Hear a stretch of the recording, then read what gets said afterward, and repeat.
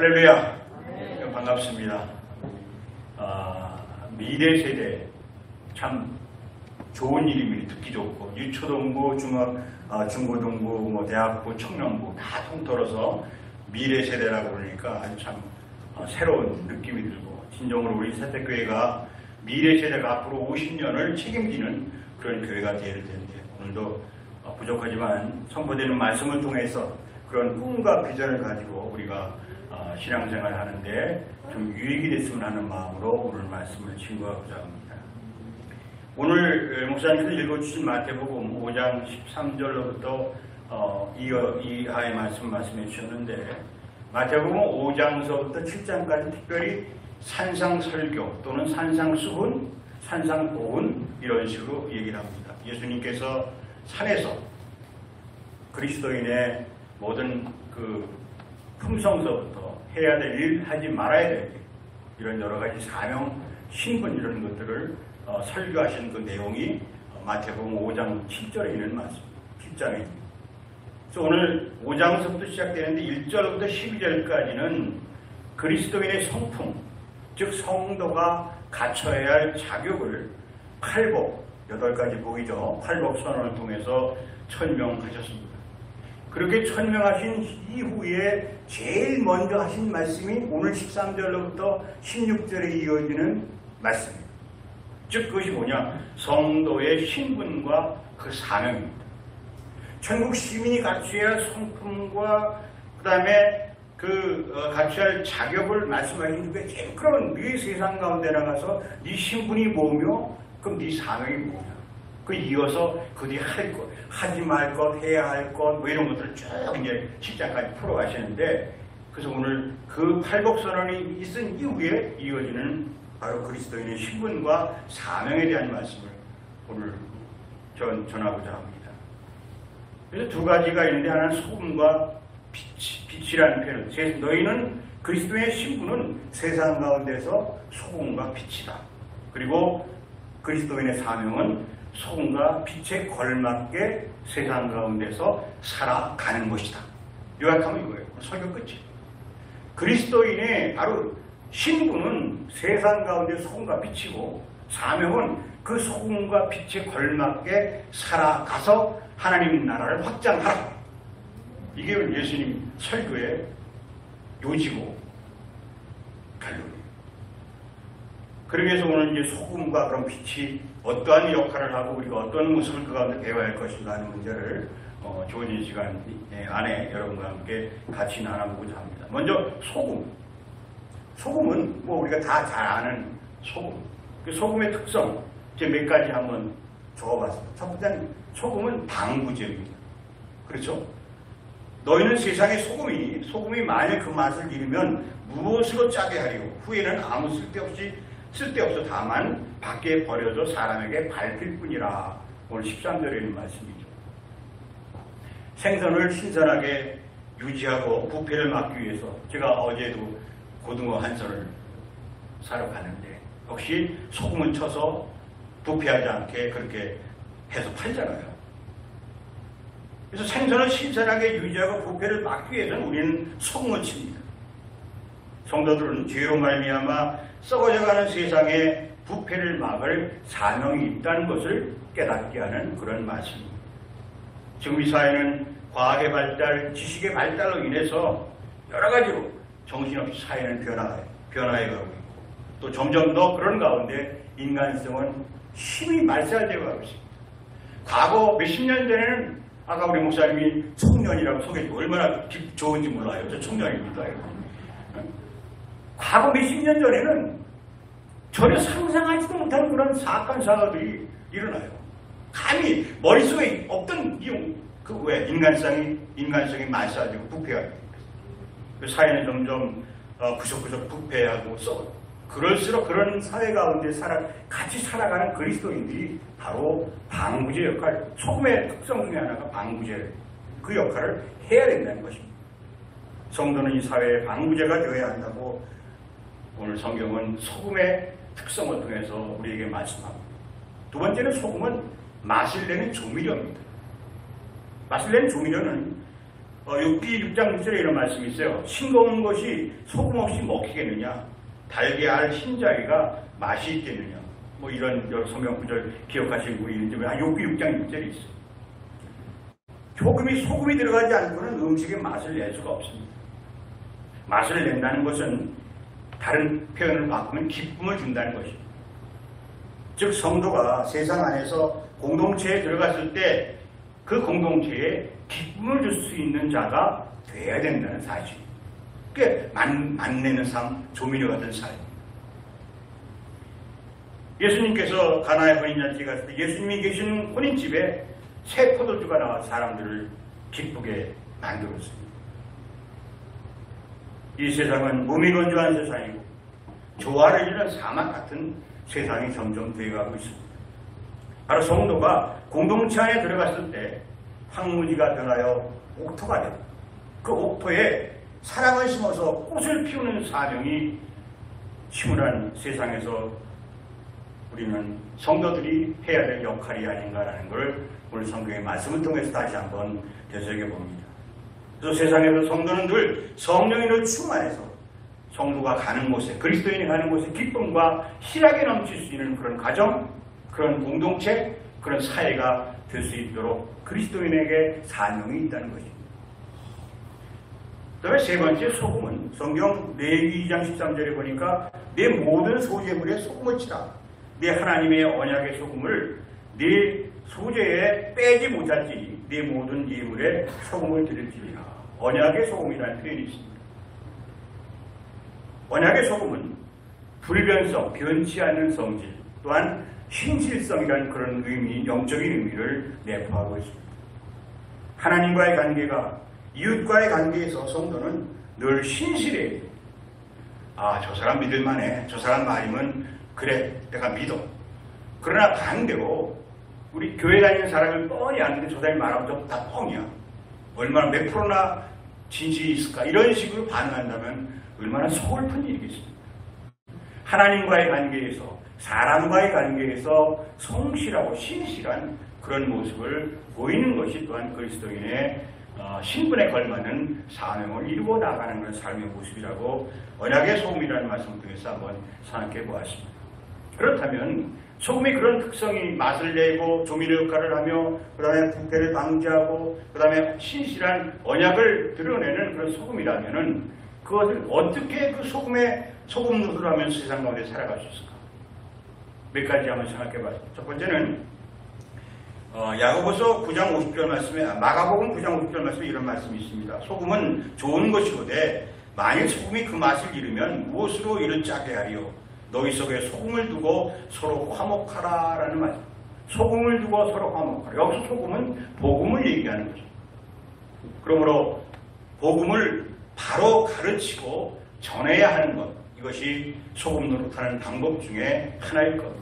올바른 복음을 가르치고 올바른 복음을 전하는 것, 여기서 소금을 두고 아까 복음이나 말씀드렸는데 성도가 세상에서 소금 노릇 잘하는 것은 바로 복음대로 살고 복음대로 가르치고 복음을 전파하는 것, 가장 기본이면서 제대로 소금 노릇을 하는 방법 중에 하나가 아닌가라는 생각을 합니다.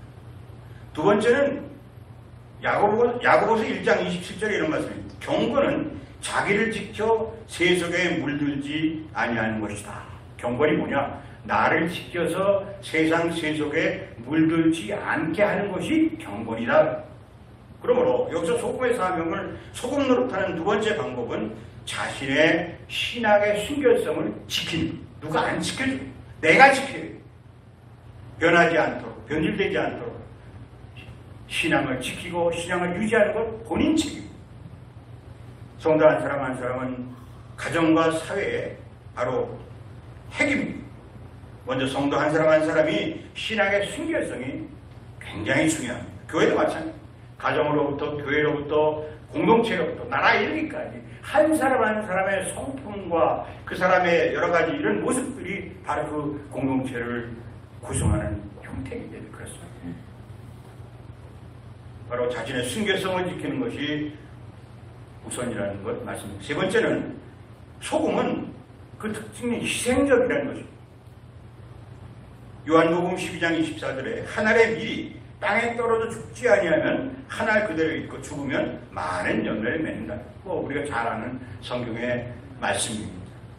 소금은 자기 자신이 물의 노가 없어짐으로 말미암아 방부제 역할을 하고 맛을 내고 그런 역할을 합니다. 그래서 우리의 성도들이 소금처럼 자기 자신을 희생할 수 있는 그런 마음, 그런 모습이 있을수록, 그런 성도가 가정에 있을수록 가정이 행복해지고 공동체가 행복해지고 교회가 행복해지고 좀 더 그런 행복이 확산돼가는 역할이 바로 개개인의 소금의 희생적인 역할의 모습을 본받는 것입니다. 그러면 또 한 가지 소금의 특성은, 소금은 주연이 아니에요. 소금은 항상 조연이에요. 보조적인 역할을 하고 협조적인 역할을 하는 게 소금이에요. 소금이 내가 대장이라는 게 아니에요. 반드시 다른 거에 옆에서 도와주고 옆에서 같이 하는 역할이 소금의 역할이에요. 이걸 보조적인 역할, 협조적인 역할이라고 제가 명명을 했습니다. 소금은 기계와 기계 사이에 유난히를 치는 것처럼 언제나 보조적이고 협조적인 자리에 항상 서 있습니다. 바울의 이면에는 여러분 디모데가 있었고 또 많은 신랑, 많은 사람들이 있었죠. 또 모세 뒤에는 아론과 훌이 있었습니다. 자기를 드러내려는 그런 다툼 때문에 우리가 살고 있는 이 땅에는 살상이 끊이지 않고 계속 일어나고 있습니다. 우리 성도는 소금처럼 보조적이고 협조적인 공동체 생활, 사회생활에 만족할 줄 아는, 또 그것을 귀히 여길 줄 아는 그런 자세가 또한 천국 시민으로서의 공동체 가운데 사명을 다하는 그런 모습이 아닌가라고 생각을 해봅니다. 그 다음에 또 한 가지 특성이 있다면 소금은 은밀성이 있다는 것입니다. 은밀성. 소금은 자기를 희생시킬 때에 그 은밀성을 내포하고 있습니다.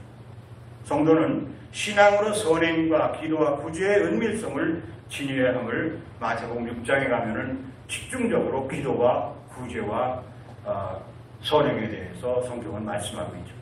자기가 누가 없어지면서도 드러나지 않게 행하는 소금의 모습을 보면서 우리가 그리스도인의 세상 가운데의 삶의 모습에 어떤 영적인 교훈을 또한 얻습니다. 오늘 누가복음 14장 34절 이하에 보면은 소금은 좋은 것이나 소금도 만일 그 맛을 잃으면 무엇으로 짜게 하여 땅에도 거름에도 쓸데없이 내버립니다. 들을 귀가 있는 자는 들을지어다. 근데 또 한 가지 중요한 사실은 소금이 맛을 잃어버리면 그거는 소금 역할을 못하니까 길가에 버려져 아무 쓸모없는 것을 파게. 여기서 예수님이 말씀하신 소금은 우리가 지금 알고 있는 염전에서 하는 그 결정체의 소금이 아닙니다. 암염이라고 여러분 들어보시죠? 암염이라고 그냥 캐낸, 육지에서 캐낸 소금. 그게 암염이라고 중동지방에 흔했어요. 그래서 그 암염을 캐와서 소금인 줄 알고 캐왔는데 그 덩어리가 간혹 가다가 맛을 내지 못하는 그냥 그런 덩어리가 있어요. 그래서 그거 길거리 버린다는 그런 표현이 예수님 가르칩니다. 그 다음에 가르칩니다. 그래서 간혹 소금으로 캐왔는데 참맛도 없어 버릴 수밖에 없는 그 소금이 배경으로 주님이 말씀하시는 그런 내용. 여기서 우리가 교훈을 받을 것은 성도가 타락하면 그보다 더 추한 것은 없다는 사실. 타락하지 않도록 늘 자신을 지키는 주님의 경고의 말씀이 오늘 이 말씀 가운데 들어있습니다. 그러면 그때 부분에 들을 귀가 있는 자들은 들을지어다. 여러분의 모든 들을 귀가 열리시기를 축원합니다. 마음의 문이 열리고 들을 귀가 열려서 하나님 주신 말씀을 영의 음성으로 들을 수 있는 귀가 열려있을 때 그런데 양식이 되고 내 교훈이 되고 내 삶의 피와 살이 될 것입니다. 오늘 소금에 대한 사명을 정리합니다. 소금은 방부제 역할, 조미료 역할, 그리고 언약의 소금이라고 말씀드렸습니다. 그런 소금 노릇을 하기 위해서 바로 복음을 바로 가르치고 전하는 것 중요하다고 말씀드렸습니다. 또 자신이 늘 세속에 물들지 않도록 나 자신의 신앙을 지키는데 노력을 해야 됩니다. 또 항상 소금은 협조적이고 보조적이라는 얘기입니다. 늘 다른 사람을 높이고 다른 것을 위해서 역할을 하는 협조적이고 보조적이고 희생적인 그런 모습을 소금을 통해서 볼 수가 있습니다. 또 소금은 드러나지 않게 자기 역할을 감당합니다. 나 녹아 하면서 녹지 않습니다.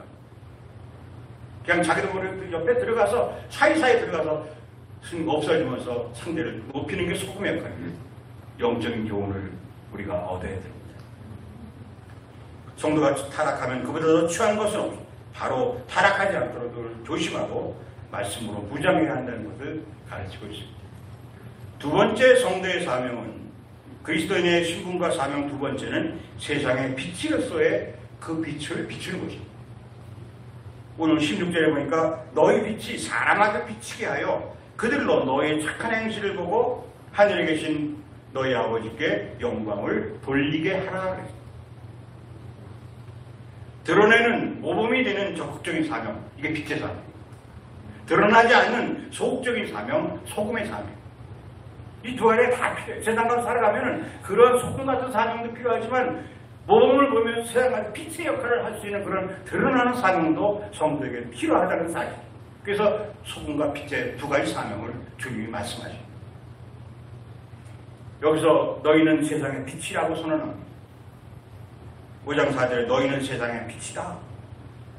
근데 내가 세상의 빛이래요.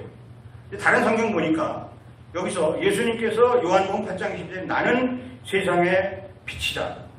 나를 따르는 자는 어둠에 다니지 아니하고 생명의 빛을 얻으리라. 또 시편 27편 1편 여호와는 나의 빛이요 나의 구원이시다. 또 시편 119편 105절에는 주의 말씀은 내 발의 등이요 내 길의 빛이다.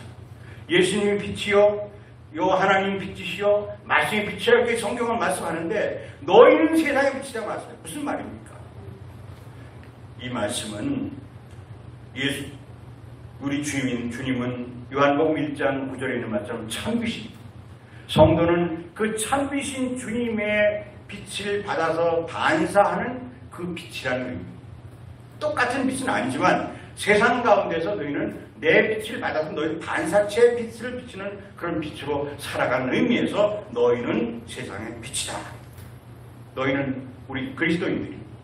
여기서 세상은 불신앙의 사람들과 그 행위를 여기서는 세상이라고 표현했습니다. 그 가운데 너희는 그리스도인은 세상의 빛이다라고 주님은 선언하십니다. 마치 검은 숯덩이가 그 숯덩이에요. 거기 불이 붙어서 시뻘게 타오르면 그 숯덩이를 안 그래 그때부터는 뭐예요? 불덩이에요. 마찬가지로 성도도 그냥은 성도지 예수님의 빛을 받아서 성령의 능력으로 불타기 시작하면 이미 성령이 함께 하신 빛덩어리인 것입니다. 성도는 다 같은 특성입니다.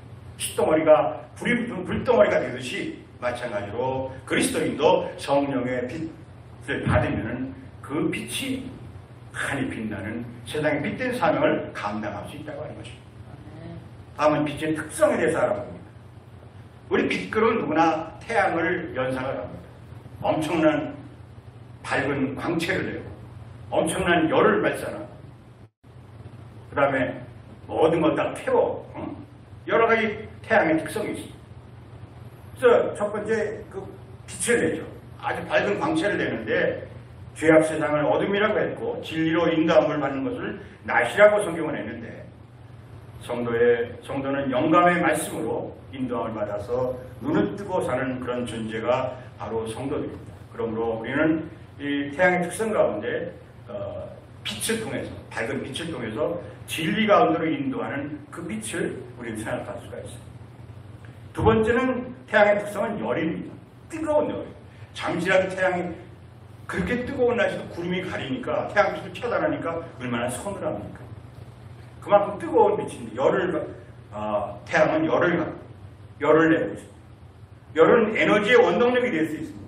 구속의 사랑을 깊이 깨달은 성도는 예수님과 교회에 대해서 충성이 열심히 생기게 된다고 볼 수 있습니다. 로마서 10장 11절에 부지런하여 게으르지 말고 열심을 품고 주를 섬기라 라는 말씀입니다.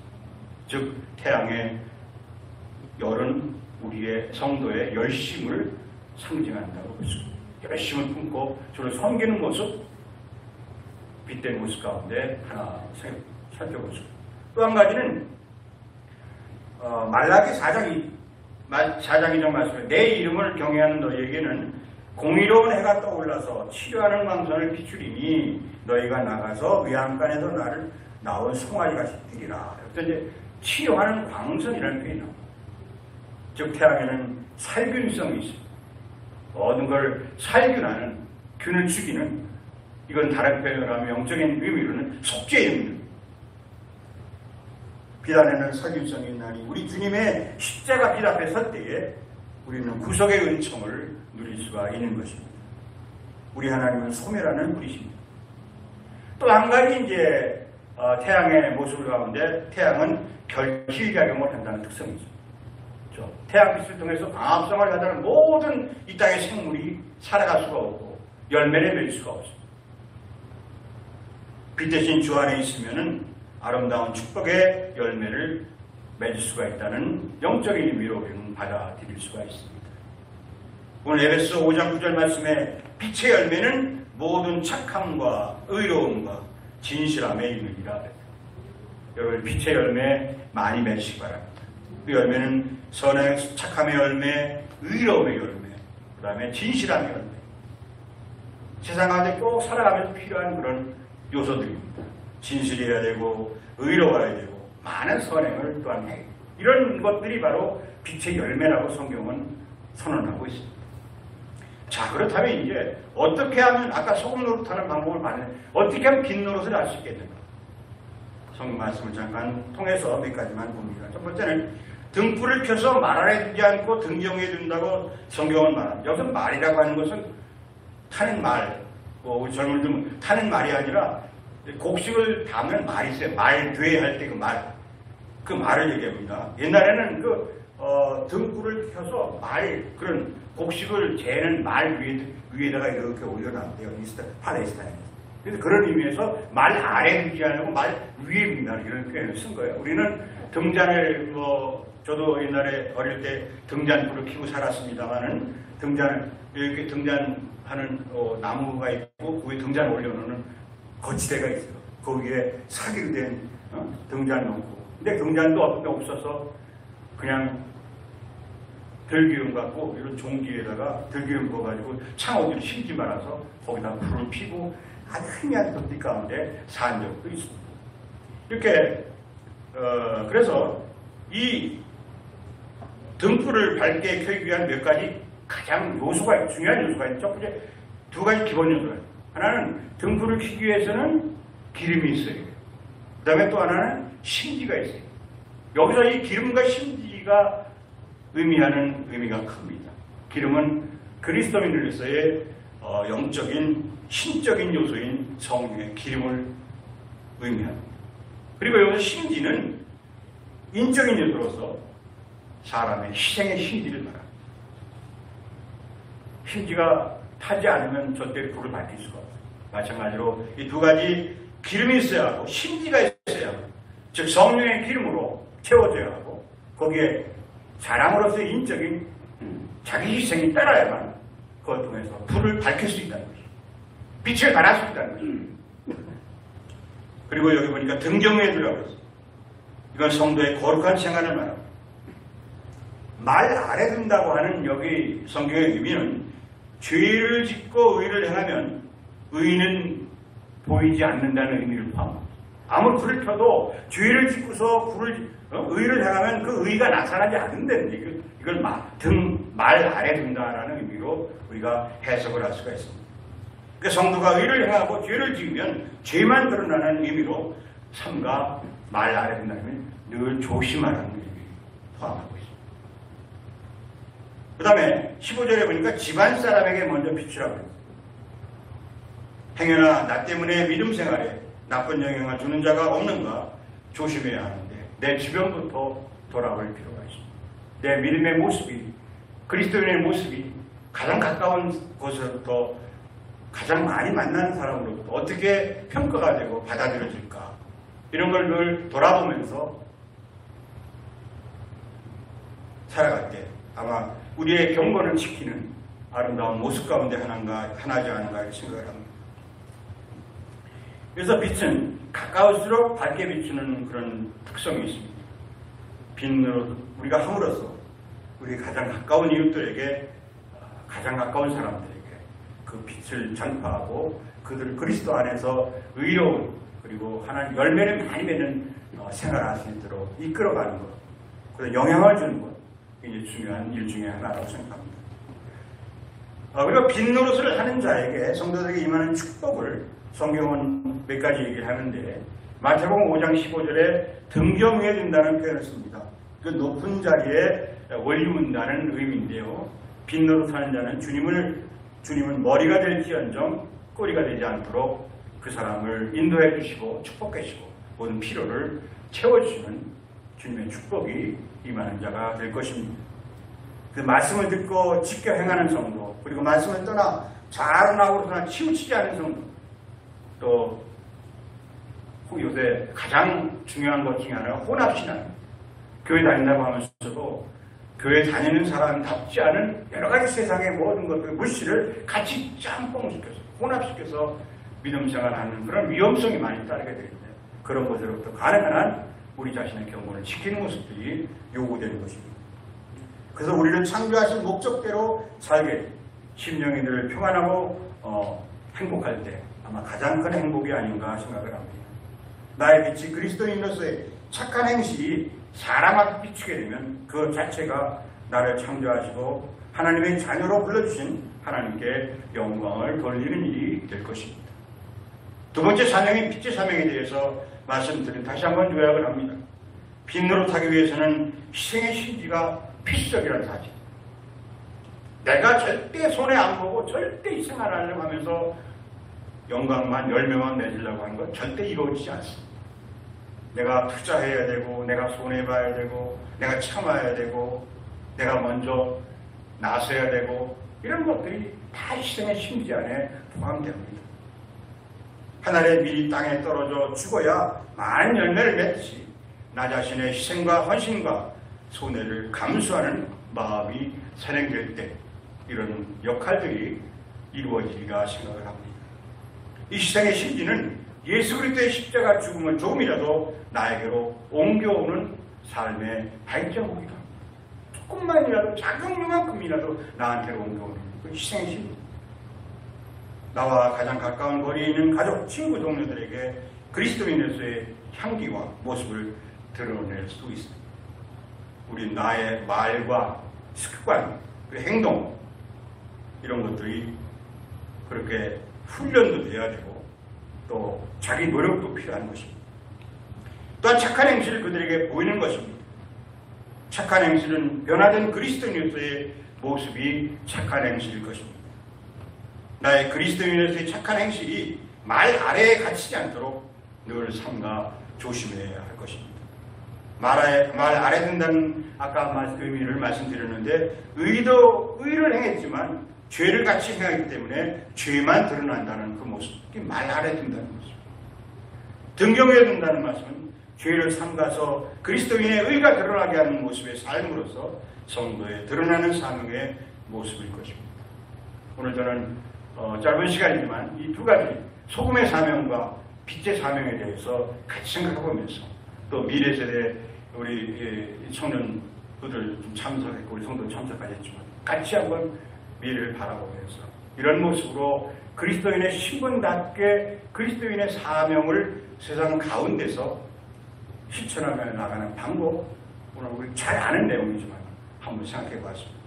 마지막으로 교회 직분자로서의 교회에서의 모습을 갖춰야 될 자세를 로마서 12장 8절 말씀을 보면서 세 가지를 말씀드리고 말씀을 마치고자 합니다. 로마서 10장 8절에 보면 혹 위로하는 자는 위로하는 일로, 구제하는 자는 성실함으로, 다스리는 자는 부지런함으로, 긍휼을 베푸는 자는 즐거움으로 할지니라. 세 가지를 권면해드리고 저도 세 가지를 다짐하고 싶습니다.